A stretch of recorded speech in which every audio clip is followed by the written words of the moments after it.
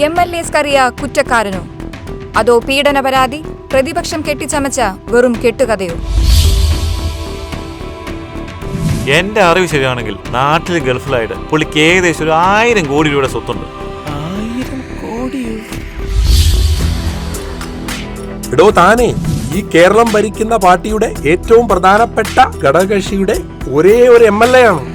അതും സ്ത്രീ പീഡന പരാതി നേരിടുന്ന MLA. അത് മറക്കണ്ട. എടാ മോനെ, ഈ പീഡന കേസല്ല, ഇതിനും വലിയ എന്തൊക്കെ കഴിഞ്ഞിട്ടാ ഈ കറിയ ഇവിടം വരെ എത്തിയെന്നറിയാവോ? എന്റെ പൊന്നച്ചായ ഒന്ന് അടങ്ങ്. ഇത് ഇന്ത്യ അല്ല, കാനഡയാ. അകത്തായ പിന്നെ പുറംലോകം നമ്മൾ കാണില്ല. കാനഡ മുഖ്യമന്ത്രി ഇതിന് കൂട്ടുനിൽക്കുന്നു എന്നുള്ളതാണ് ഇതിന് ഏറ്റവും വലിയ അപവാദം. നാഴികയ്ക്ക് 40 വട്ടം സ്ത്രീ ശാക്തീകരണം എന്ന് വാദിക്കുന്ന ഈ പാർട്ടി എങ്ങോട്ടാണ് പോകുന്നത്?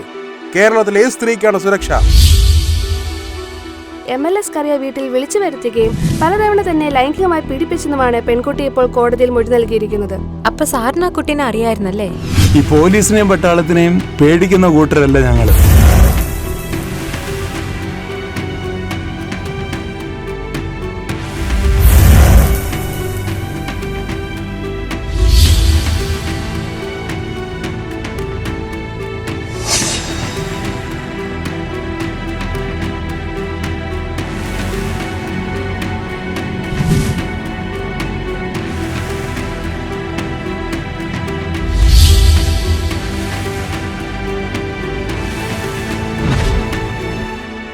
മോനെ, രാഷ്ട്രീയം എന്ന് പറഞ്ഞാൽ ഇതൊക്കെയല്ലേ?